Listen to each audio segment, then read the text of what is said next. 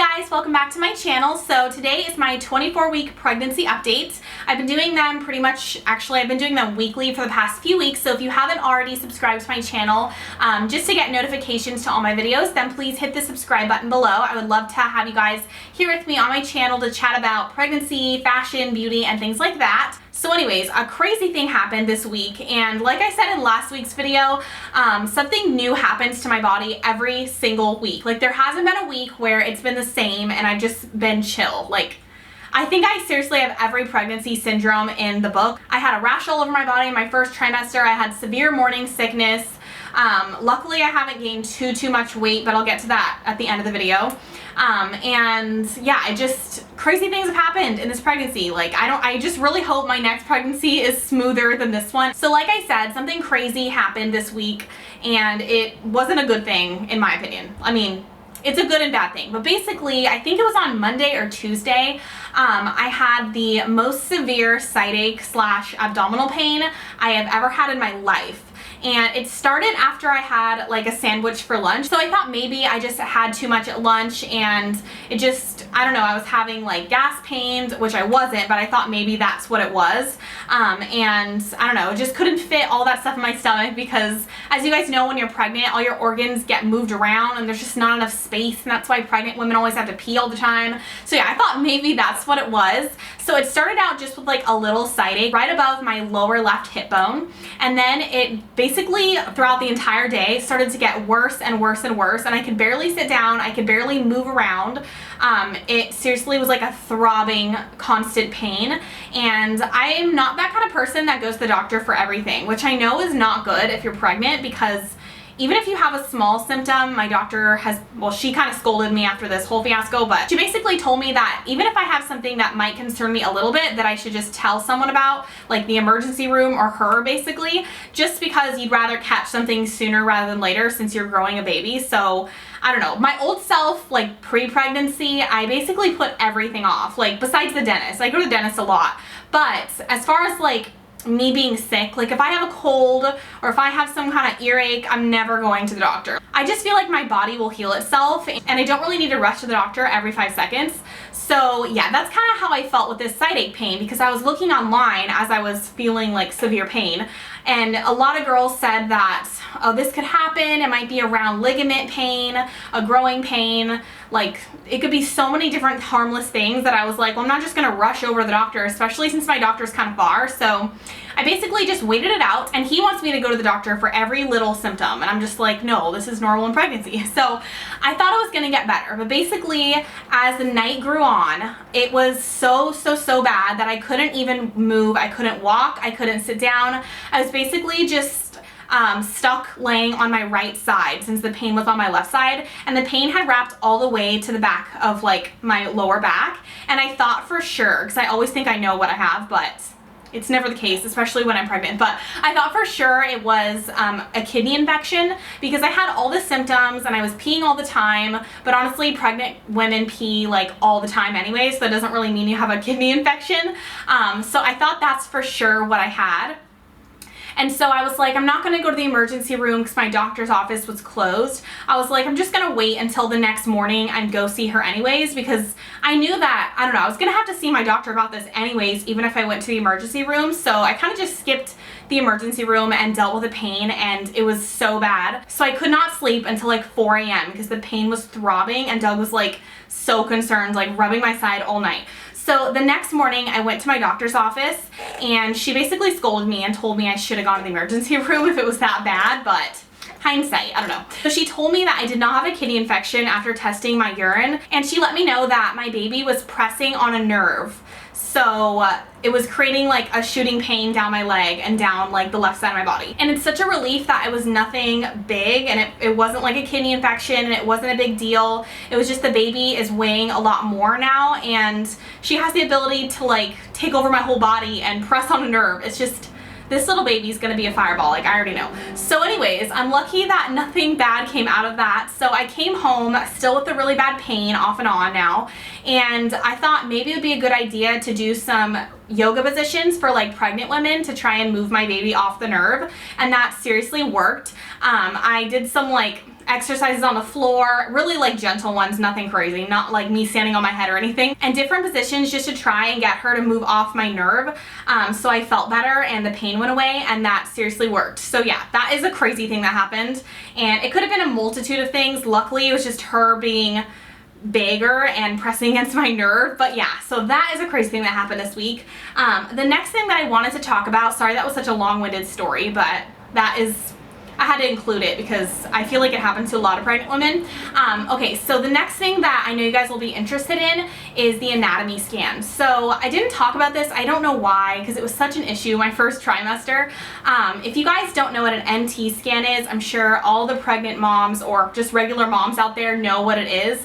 But it's basically this, I think it's called NUFL or neural translucency. I don't know exactly how to say it, but it's a scan that you get, I think it's between 12 and 14 weeks. Like the window is so small to get this anatomy scan on your baby. That anatomy scan in your first trimester is very important because it basically lets you know, along with a blood test, your percentage chance of your baby having Down syndrome or certain developmental delays, spinal dyphobia or something like that. I don't know how to say that. But yeah, so I basically missed that. Like, okay, it's so annoying. I'm not going to really go into it because I get so upset about it. But I wasn't told by my doctor in the beginning that I need to get this done ASAP. So I ended up missing the window for it. I still did the test, and it was like a week late. So the results aren't going to be as accurate if you're a week late on something that they measure like a certain amount of weeks. So anyways, I had the second anatomy scan 2 weeks ago, and the ultrasound technician or your doctor, whoever it is basically counting. It's so nerve-wracking. First off, they're counting every single thing that your baby should have going on. So they counted to see if the baby has a 4-chamber heart, the 2 kidneys, like a certain heartbeat rate, 4 limbs, and just like, it's just so crazy, like scary, because you're just waiting for, because there was like a little ding like every time something was right, and I was just waiting for like an error or something like that. Basically, to sum that up, everything looks good with my baby. I'm so thankful. You guys have no idea. I prayed to God like in my entire like first trimester up until my second trimester scan that my baby would be healthy and perfect, because I don't know why. I think it might be because I'm a first-time mom, and I just get so paranoid about things like that. Like, I'm so scared. Not that I wouldn't love my baby any less if something were to happen, and they would have a problem with something. Like, I would still keep the baby and love the baby as if it was normal. But it's just so scary, like not being in control of your body and not being in control of your baby's body. It's a crazy experience. So finally, I got those test results back this last week, and everything is good. So hallelujah, seriously. So other symptoms besides having crazy abdominal pain is I'm still eating watermelon every single day. And that's really the only thing I crave, that and also carbs like usual. I'm trying to not exercise because you have to be really careful. I tried to pick up Doug's toolbox, don't ask me why, and I'm terrible at picking things up, and it seriously hurt my stomach. So I'm not about to do anything crazy because your body's so fragile, but I'm doing like these prenatal exercises with Doug, and it's hilarious. I should put it on the blog, but basically we go in the living room and do like these arm swing things. Like, everything's so gentle, it's almost comical, but I still work up a sweat because I have such low blood flow like going to my own body that anything makes me tired. So yeah, I'll probably show you guys in a vlog, but it's so funny. So I'm trying to do those every day. It's like 20 minutes and I still work up like a big sweat, so that's good. And my mom is like harping on me to go to like a birthing class, or yeah, I think it's a birthing class. So I'm probably gonna have to book that in the next few weeks before I get too big and don't wanna go anywhere. Stretch marks, so far they're under control-ish. I'll show you guys what they look like.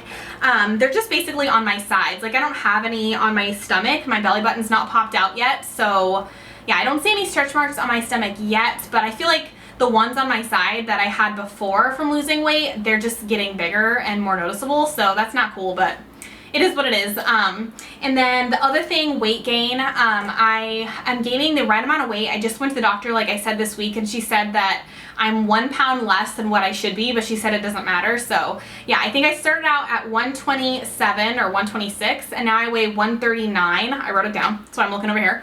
And yeah, I definitely feel heavier. Like, not physically heavier, but I look heavier in clothing. So that is annoying. And I'm not really one of those girls that just carries all of her weight in her stomach.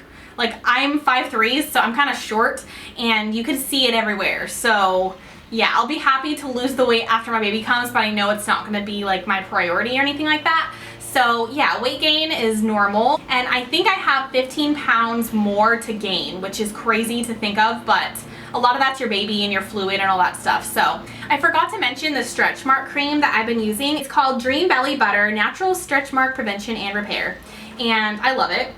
Doug reminds me to put this on every single day, and he helps me with it because I can't, like, I don't know, he likes to put it on and feel the baby, so it sounds so weird.